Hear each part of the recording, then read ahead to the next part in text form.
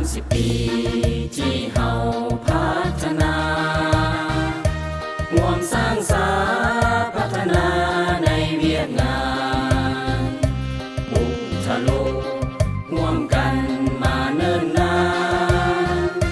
ร่วมแข่งขันสามีสีหักประกันไอ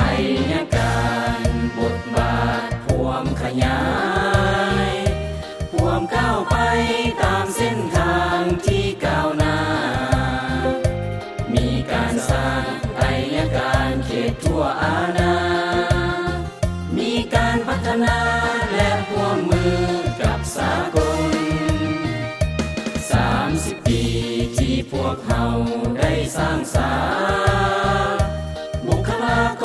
รมีวิชาและความรู้